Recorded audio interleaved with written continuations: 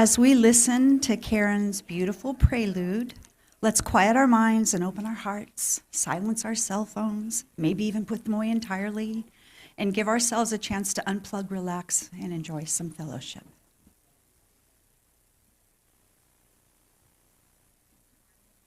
I'm going to play a piece called Make Us One by Carol Chimbala, arranged by Jim Hammerly.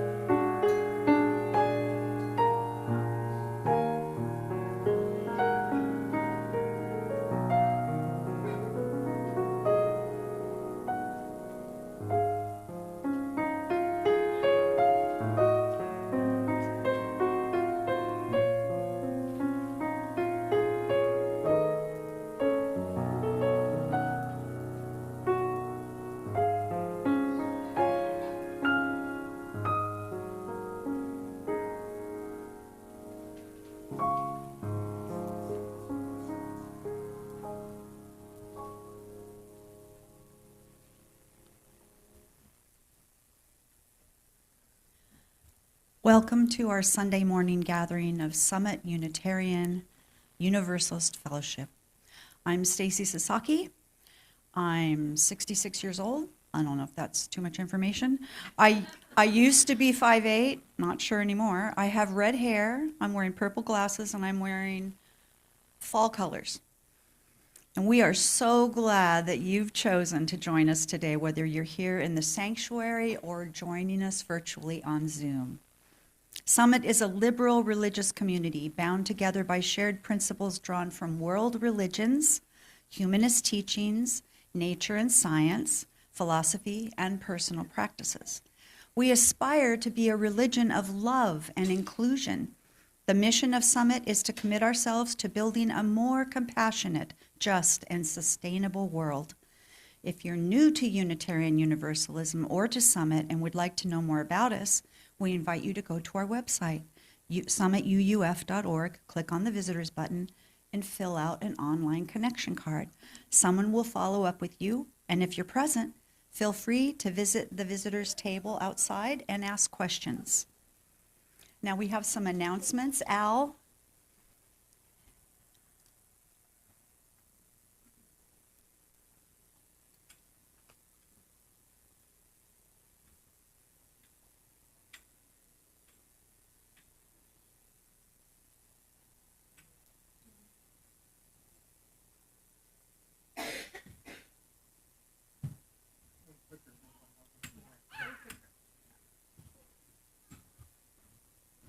Good morning. Yeah, I want to give you a little update on what's going on with the Interfaith Shelter Program. Okay, as we said, we're not going to be, mentioned before, we're not going to be a host church this year. We're going to take a couple of years off and maybe get a little bigger, so the burden isn't spread on so few people. And Liz and I were at a meeting yesterday. We're in a meeting where we saw other churches from East County and such, and we let them know that we're going to be a support church and offered our help as their needs be. They said they're very happy to they'll let us know in advance, at least a month in advance in most cases. Last year we had one emergency with one church, but a couple of days before, so we couldn't plan things up.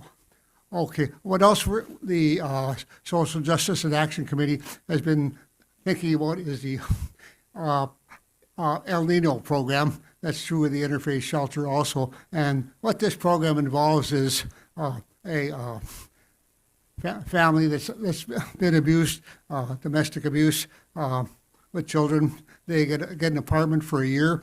During this year, they get training, they get counseling, job assistance with finding a job and finding an apartment. And we're going to go with another church, Unity San Diego, and who's been in it for 3 years, which I think is wise. So they have the experience that we wouldn't have if we went in with another church. And but the results are just excellent. The program has just been very well received, and the graduates have done very well. What there's, if one's interested, there is going to be a luncheon put on by the Interfaith Shelter at Unity Church in San Diego on Altadena. The information is in the e-news, and but if anyone has any further information, questions about the El Nino program, you could please ask Eileen King, who's been a coordinator, and I've known Eileen for many years as a coordinator at the church. So, Eileen, could you raise your hand so people can see who you are? And right. So, very excited about this program. It's a real winner. So, okay, thanks.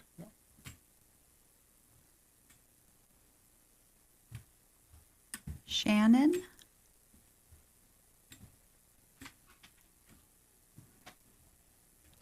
Good morning. My name is Shannon Allen, and I am 50. I'm the year of the dragon, and I have graying hair, purple shirt in honor of Chinese New Year.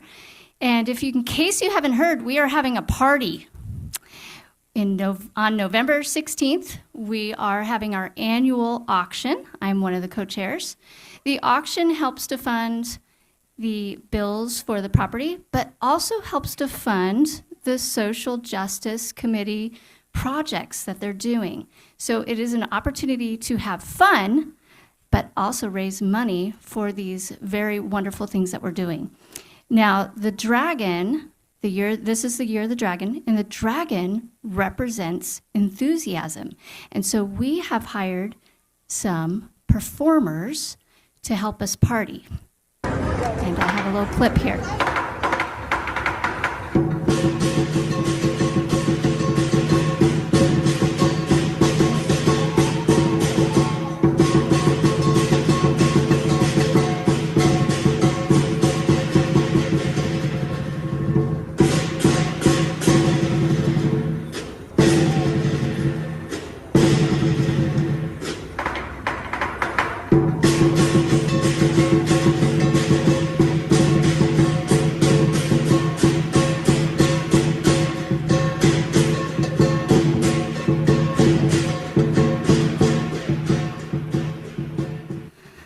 Exciting, right? They're going to be in our midst. It's so much fun.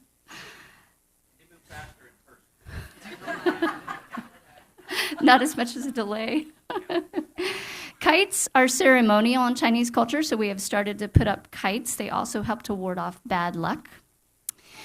I'm hoping for a little help this afternoon after service. We are having a paddle gluing party to get the paddles ready.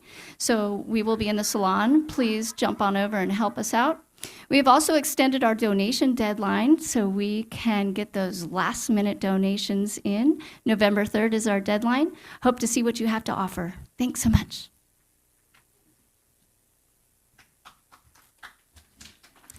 Exciting. We acknowledge that our fellowship resides on unceded Kumeyaay land. The Kumeyaay have lived on this land for 10,000 years, and it's their home today. We recognize the abusive history of colonization in California and are mindful of our duty to responsibly act from our position of privilege. So we'll have our chalice lighting, and perhaps those of you who are at home have a chalice and you can light it with us. This is by Elizabeth M. Strong.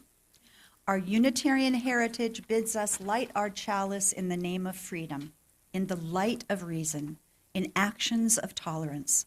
We gather in community to celebrate a heritage of freedom, reason, and tolerance. Our Universalist heritage bids us light our chalice in the name of faith, in the light of hope, in actions of love. We gather in community to celebrate a heritage of faith, hope, and love. Let us bring this Unitarian Universalist heritage into our world and our lives today. And now, please stand as you're able for our UU hymn and aspiration.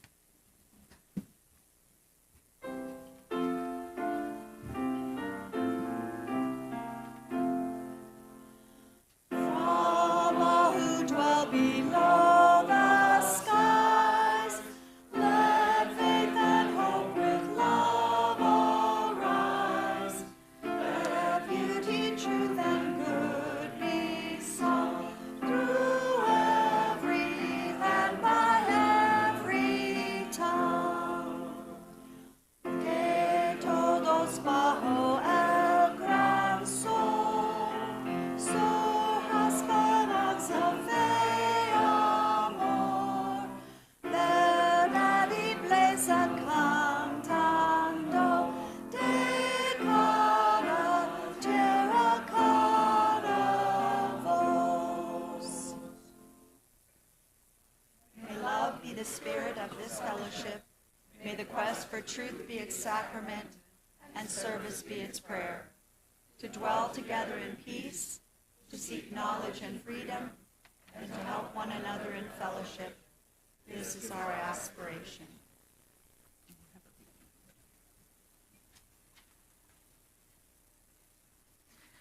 Good morning, everyone. My name is Pastor Casey Marie Pandell for another week. I am the minister here at Summit Unitarian Universalist Fellowship. I am a 35-year-old woman with shoulder-ish length, a little shorter, purple and pink hair with a black cover and a black dress with red flowers on it. If this is your first visit or your 5,000th visit, you are whole, you are holy, you are loved, and you are so welcome here. Our reading today are words from Alex Jensen entitled How We Belong. Unitarian Universalists can and do believe many different things about life's biggest questions, about God, the greater mystery, about what happens to us when we die. Though you can't be a Unitarian Universalist if you don't agree about some of the most important parts of our faith. You can't be a UU, or you wouldn't be much of a good one, if you cling to prejudiced or oppressive views of others. If you in any way believe that someone else is somehow inferior or anything less than human. You can't be a UU if you can't tolerate big questions or critically examine what it is that you believe and why. You can't be a UU if you fundamentally believe there is only one path or spiritual truth out there to make meaning of life and to understand it. If you cling to just one set of beliefs, dogmas, or creeds and shut out the possibilities and offerings of other traditions that are different from your own, you're not a Unitarian Universalist. As wide as our welcoming embrace is, there are some things that are non-negotiable for us as a people. Those non-negotiables are the inherent worth and dignity of each person, no matter who they are. The rigor of critical thinking about ourselves and our beliefs, and the bounty of the world's traditions that each hold a piece of the cosmic puzzle about how we might understand these wild, wondrous lives of ours. No, you cannot be a Unitarian Universalist and believe anything you want. You can believe a lot of things, but there are some fundamental things that bring us and bind us together as a tradition and a faith. Welcome to worship.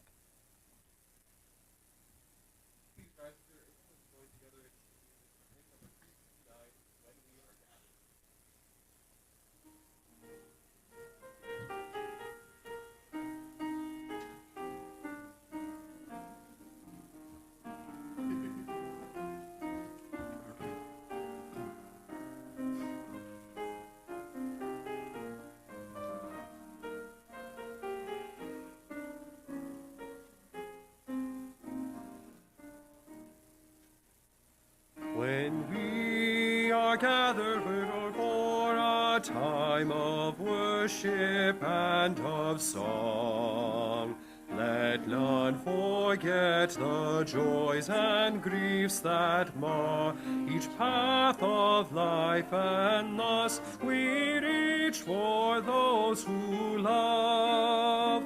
We reach for those who love. For youth shall pass, and time is wise, and countless seasons turn. So day by day our years increase, until at last by life released, our spirits shine like stars. Our spirits shine like stars.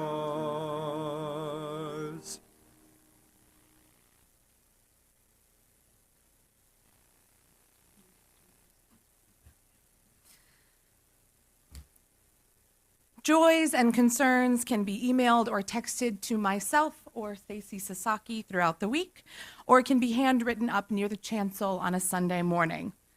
All are welcome to light a candle as so moved, whether they share a joy or concern or not. Pam Williams shares a concern that our dear sister-in-law Barbara has found out that her breast cancer returned. Pam, we hold you and Barbara in our hearts and hope for the best healing and keeping all of what is the highest good for Barbara in our thoughts and minds. And Aline shares a concern that she has some lung healing that she needs to have happen, and has asked for well wishes, prayers, manifestations, all of the good energy that she can get as she goes on this journey of healing. Aline, we hold you in our hearts.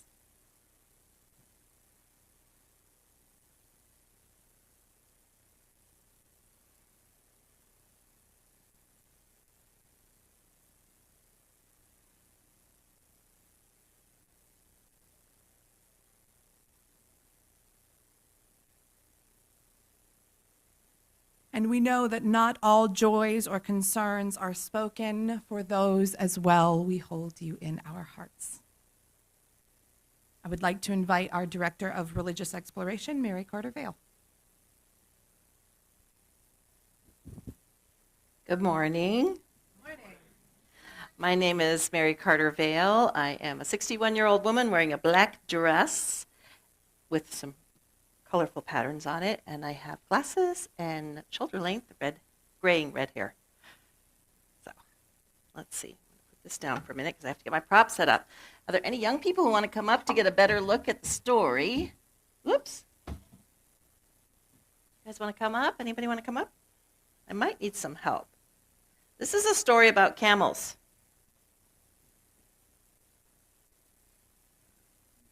all these camels. There are 17 camels here.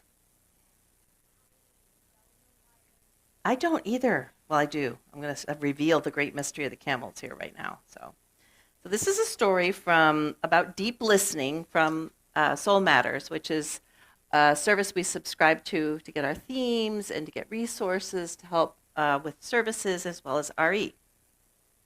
And I like this story because it's about how to resolve conflict.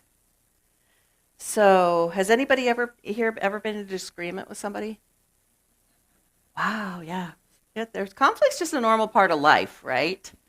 So it's impossible to always be in agreement with everybody, right?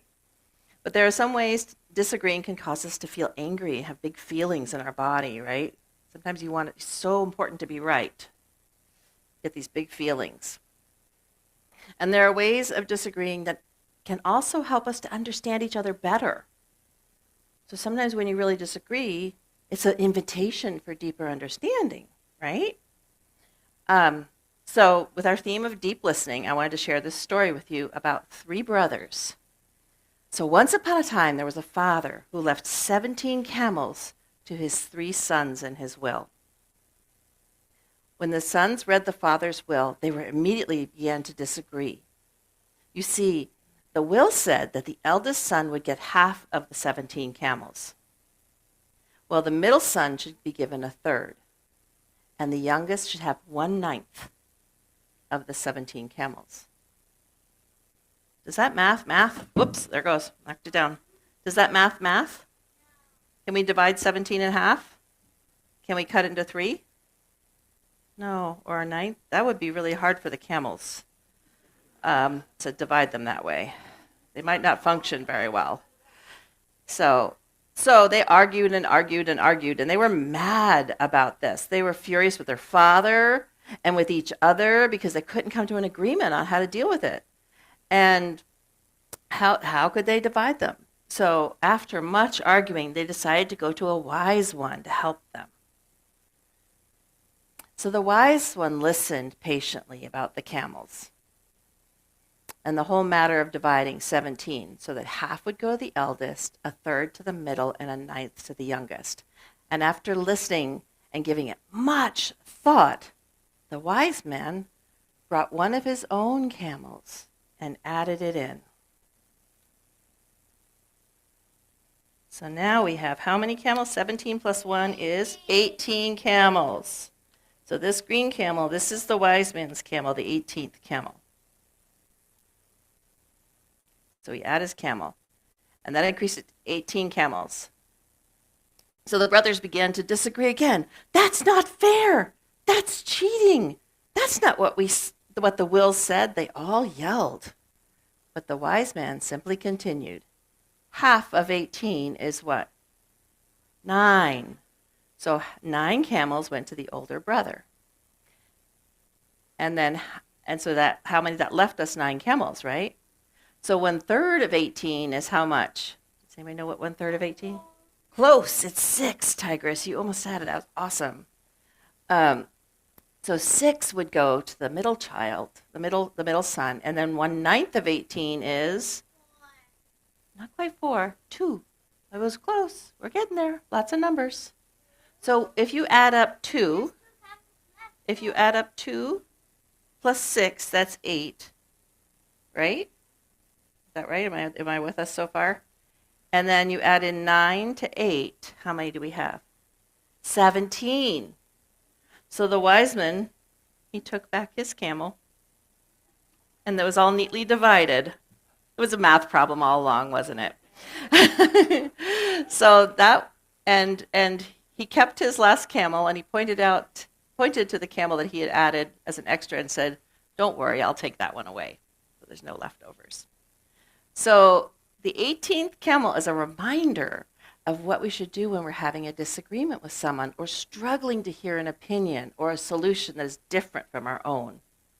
You see, the 18th camel is what we call common ground. This is our little common ground camel. So once a person is able to find the 18th camel or the common ground in a disagreement, two things can happen. Either the issue can be resolved, or you, at the very least, have a better understanding of where and why the other person thinks the way they do.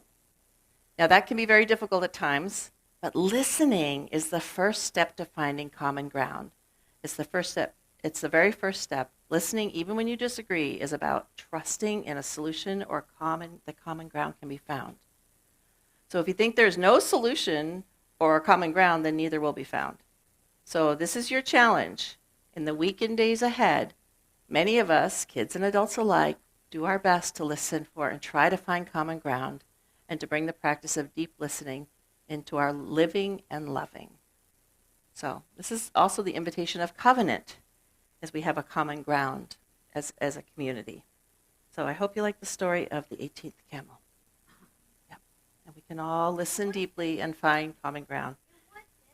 It's the 17th, but this is the 18th. He's the common ground, the star of the show, something we all share. Common ground is something we all share. We're going to play a common ground game in RE today.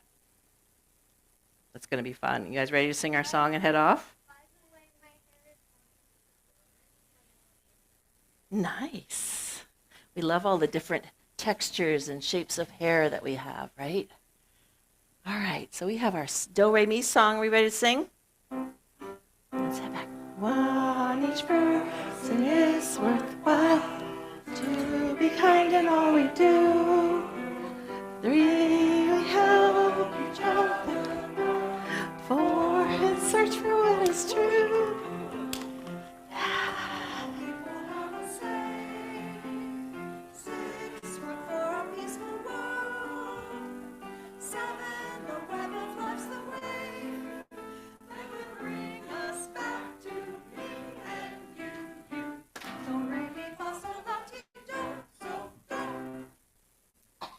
We're going to have a little bit of change of plans here. We're actually going to be singing hymn number 318, We Would Be One, in the gray hymnal.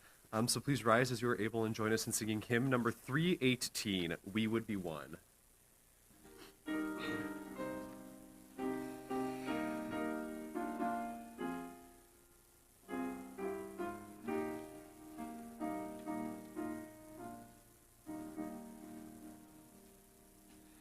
We would be one as now we join in singing our hymn of love to pledge ourselves anew to that the hearts of greater understanding of who we are and what is true.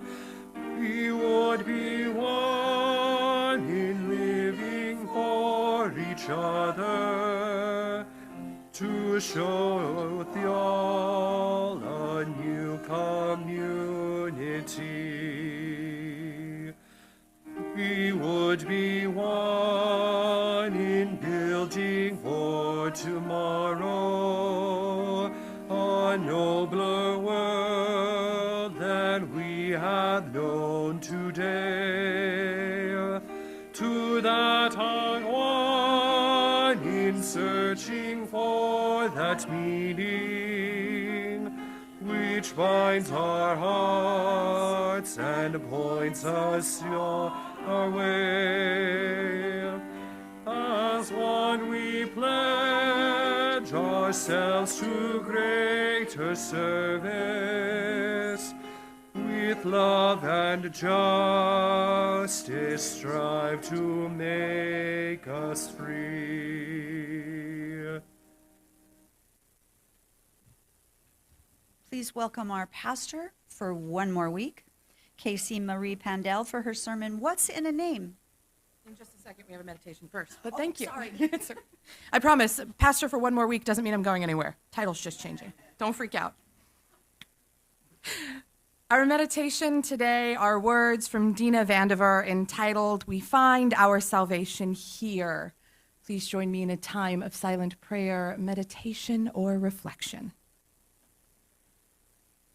Throughout time, our Unitarian Universalist faith tradition has held a thread of clarity.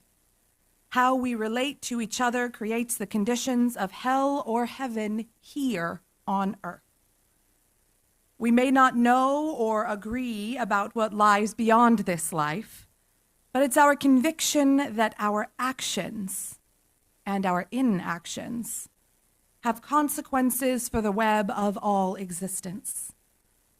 While fascinating and mysterious, we do not place our hopes for salvation in what happens after death. We find our salvation here on earth, showing up for each other with mercy, respect, and compassion. How are we relating to our neighbors, friends? As a people of faith, we are called to a love that is bold, to love beyond our skill and through our fear with courage and compassion. As a faithful collective, we are called to offer sanctuary, refuge, and comfort to everyone afflicted by the systems of oppression in this world. As faithful individuals, we are called to relationships of care and accountability. It makes a difference in the quality of this world when people with access to privilege and power give voice to a vision of collective liberation and name the obstacles within and without that limit us. Can we choose to live courageously, a people of a faith, a people so bold? Can we faithfully challenge evil in the world and the sins of society that have become internalized within our beings? Our faith does not require that we be unafraid, only that we do not lead with fear or make decisions from a place of fear. Our presence matters. How we relate to each other creates the conditions of hell or heaven here on earth. May we remember and affirm that we are all in this together, friends. We are all in this together.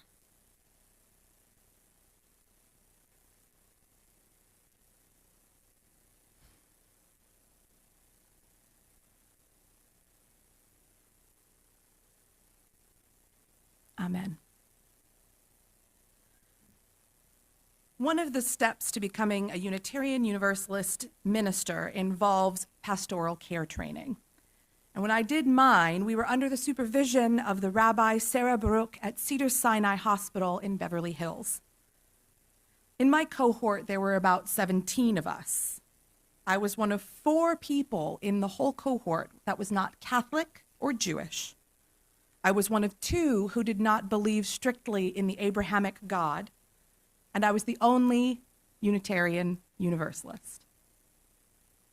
One of the most formative moments, not just of that class, but of my ministerial training, meaning this is my work without the patients, just the in-class stuff. We were asked to bring a spiritually important object to class, which I intended to bring with me today, and I didn't bring it. But I brought what I lovingly and affectionately call my manifestation mug.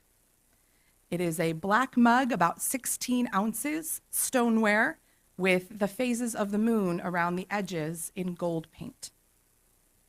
I make my coffee in this every day, I told them, walking them through my very careful step-by-step process, including the silent chants to myself, asking the universe for whatever assistance I required. And it works, I said. I always get the help I need. I was met with utter silence, but no shortage of knowing grins. Hey, Casey, one of my classmates, my friend Brian, knowing full well my beliefs, smiled. You know that's prayer, right? That's the same as praying. Oh my God, it is.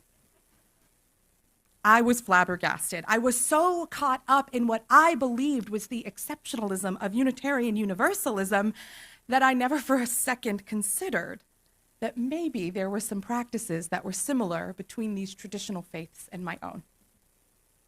I was just sharing what felt authentically spiritual to me, and to this point had been accepted as just part of my faith exploration by my own minister and my friends in my home congregation. It never occurred to me that there was anything from what I consider my practice of witchcraft that would be even remotely the same. But I think this came from a fundamental misunderstanding of Unitarian Universalism as a faith. What I knew best at the time was that I didn't have to believe in God. I don't have to take communion. I don't have to proclaim sins. I don't have to follow what felt to me to be the arbitrary rules of a bunch of old dudes that were written a couple thousand years ago. I would affectionately tell people, and sometimes still do, that Unitarian Universalists are basically religion's answer to the island of the misfit toys. Because you can believe whatever you want to. But that's not actually true, is it? I recall a former congregant of mine at the Anaheim congregation telling my internship supervisor as much. And Reverend Dr. Kent Doss bristled, and rightfully so, as a born and raised UU. Because you know what you can't believe in? You can't call yourself a UU if you believe that your beliefs are more important, are more correct, or are better than someone else's. You can't. You can't call yourself a UU if you think less of a person for the color of their skin, the person or people they love, the places they hail from, or for the gods they do or do not follow. You cannot call yourself a Unitarian Universalist if you require someone to follow the same rituals and traditions that you do. That's a whole lot of can't do's. I'm far less interested in what doesn't make a Unitarian Universalist as I am interested in what really does. So let's go back. Historically speaking, Unitarians and Universalists can be summed up as follows. Unitarians reject the idea of the Holy Trinity, believing that God created the world, but that Jesus was a human man inspired by God, but not of equal power. Jesus, as Unitarians see, is the ideal model of human behavior, and Unitarian belief is guided as much by reason and thought as by faith and belief. The New England elites of the 1800s often counted Unitarians among them as leaders in entrepreneurship and the free market. Traditionally exceptionally well educated, many Unitarians have been proponents of positive social change, though notably not necessarily at the expense of their own comfort. I won't say this is a fact, but I will say I firmly believe that this is one of the reasons that humanists, atheists, and agnostics can find a home amongst our congregations. Universalists wholeheartedly believe in the salvation and reconciliation of all people through God's love. The belief that there is nothing so horrible or irredeemable about any human that we will not be saved. Simply put, in the Universalist perspective, humans are loved by God because we are human, and that in and of itself is enough. Though there's a distinction between universalism and ultra-universalism, which is to say some universalists believe that sin has consequences, other ultra-universalists believe it doesn't matter. As always, it's more complicated than that with our faiths. I truly believe it is our Universalist heritage that guides us in what we now call love at the center. The American Unitarian Association and the Universalist Church of America merged in 1961, creating what we now know as the Unitarian Universalist Association. Did you know that we have more than 1,000 congregations worldwide, including places like the Philippines and Australia? There are almost 150,000 members of congregations just in the United States, and more than 800,000 people worldwide identify as Unitarian Universalists. I know that number surprised me too. But the beliefs of this faith have changed a lot since 1961. I've seen some of the old materials. They're all God and Jesus and sin and everybody loves everybody. It's not what it sounds like anymore. The traditional Christian belief has made way for much more curiosity and exploration into other faiths, such as Buddhism, Taoism, and paganism. One can be both a Muslim and a Unitarian Universalist. You can be a practicing Jew and a Unitarian Universalist. Indeed, some of our ministers hold multiple religious identities and find that the multitudes found within those multiple religions help them grow not only their faith, but their understanding of each other. And they are never a hindrance. You can also be a Unitarian Universalist and be staunchly atheist. There is space for all of these beliefs because one of the most important tenets of this faith is that we are not only encouraged to explore spirituality, but we are meant to support each other on these journeys together, exploring truth and reason for ourselves in community together. As a 28-year-old atheist, when I came to this faith, who desperately needed to be held in the pain and beauty of life and death when I was invited, that was incredibly unheard of for me. And now as a 35-year-old minister who has relished the exploration of what could be, who really honestly hopes that we do go somewhere after death because I really do want to see my beloveds who have preceded me, I still do find this faith particularly exceptional because I can have these beliefs without being expected to do penance, without having to pray to a God I'm not sure exists. But I can also explore these wonderings safely and holistically because there is no expectation of what is or is not. And I get to go on those journeys with each of you.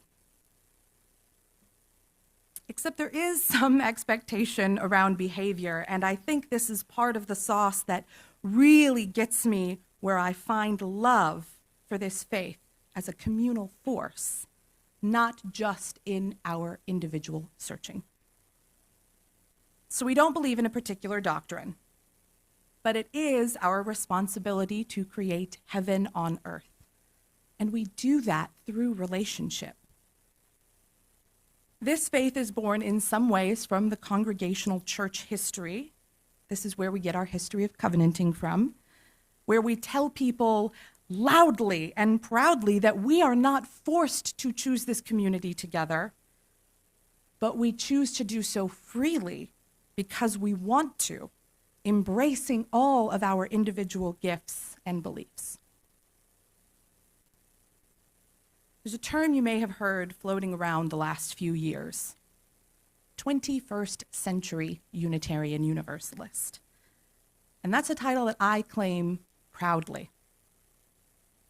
What that means is that because you believe in the inherent worth and dignity of all beings, not just the ones who think and act like us, we have always felt a strong pull towards social justice work. And this is historically true. It is no mistake that we have abolitionists and civil rights activists in our ancestry. And the 21st century Unitarian Universalist leans heavily into the understanding that this world is deeply unfair. We recognize the history of colonialism, of white supremacy, patriarchy, and capitalism, and we understand that this has baked certain hierarchies into the fabric of our society, and it is our mission to smash them to bits. It's our job to create more equitable, just, and loving societies, or at least do the work to get us a little bit closer. When you hear us start talking about anti-racism and anti-oppression work, it's not like it's some new discovery, but rather it's the building on the work of those who came before us, preparing us for the modern civil rights era that we are finding ourselves in right now. Not all UUs like this. Not all UUs want to see this work done and are fine to continue to uphold the status quo. I do not think that is the case for most UUs. I think at the heart of this faith, we truly live with love at the center. And because we love our siblings on this earth, we are drawn to seeing and doing better. That could be as simple as working towards understanding why and how there are changes in language, even if we don't yet understand them. That could look like putting our bodies on the line in protests.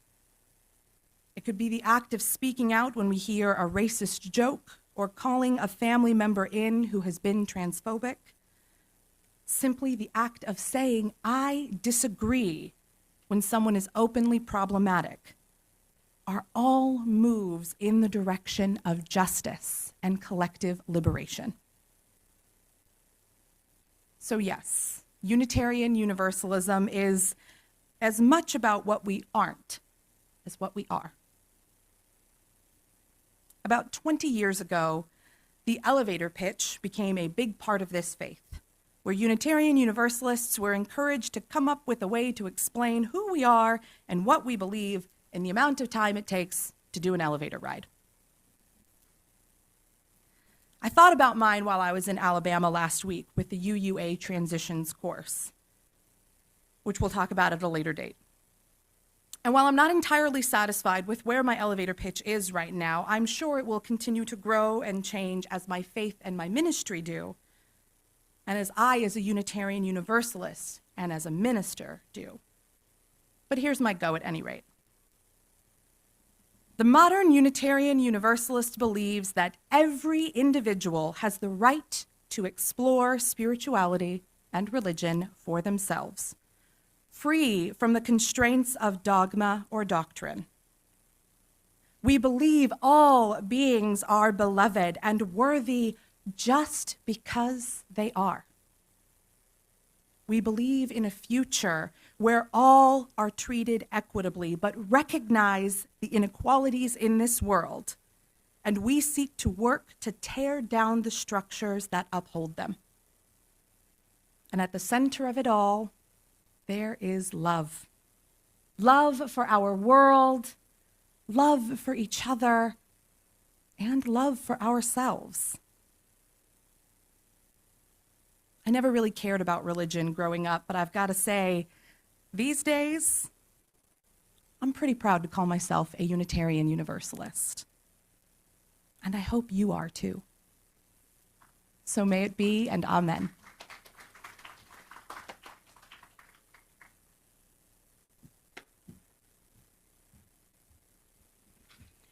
So much to think about. Your Sunday morning offering is a gift that provides Summit UU Fellowship the financial resources to help build a better world together. The smallest gift is welcome. And for those of you on Zoom, the link can be found in the chat box. Please select the Sunday Plate option to allocate your donation to the appropriate account.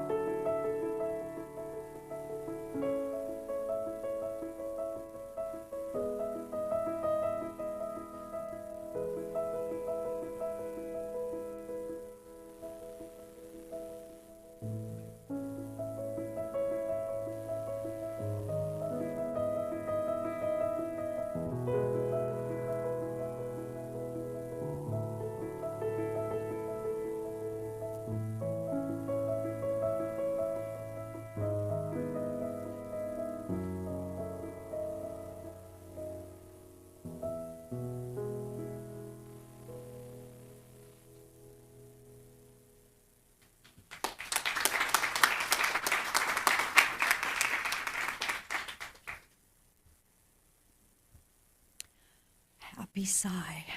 Thank you.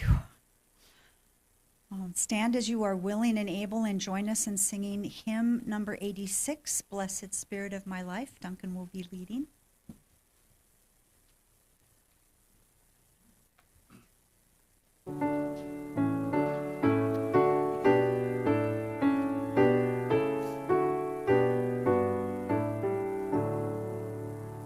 Blessed Spirit of my life, give me strength through stress and strife.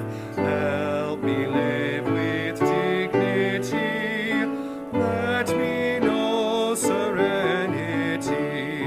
Fill me with a vision. Clear my mind of fear and confusion.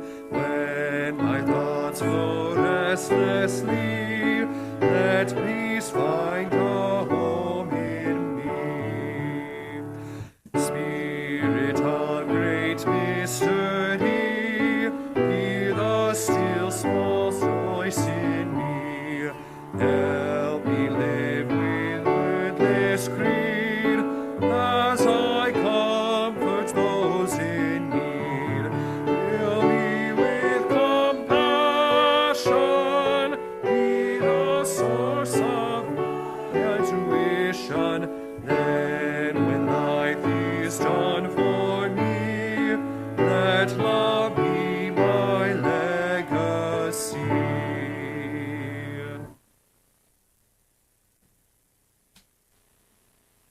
So, for those of you today who've never heard of Unitarian Universalism before, I hope that helped. I sometimes get people go, Unitarian Universalist, what's that? So I hope this helped give you an idea of this important community for the person that invited you here today. And for those of you who are new to us, but part of our community, or those of you who have been part of this community for years, I hope you found something new in this too. We are all here because we choose to be here together. There's no salvation on the other end that makes us be together, makes us be better, other than the fact that we want to be here in this place and make it the best we can. As much as it is an internal exploration, it is external as well. And the best way to live our faith, call it Unitarian Universalist proselytizing if you want, is to go out and do the good work. It's not about what we say, it's how we show up. From our homes to our schools to our voting booths. Amen, shalom, salam, ashe, namaste, and blessed be. Go now in peace. May the light within you be a blessing to the world. Thank you for being here today. We close our service by extinguishing the chalice. We extinguish this flame, but not the light of truth, the warmth of community, or the fire of commitment. These we carry in our hearts until we are together again. Following a 15-minute break, this is something new, you're invited to be seated for a time of community discussion, and afterwards join us across the parking lot in the salon for refreshments and conversation. Please rise as you're willing and able. Join hands for the closing circle song.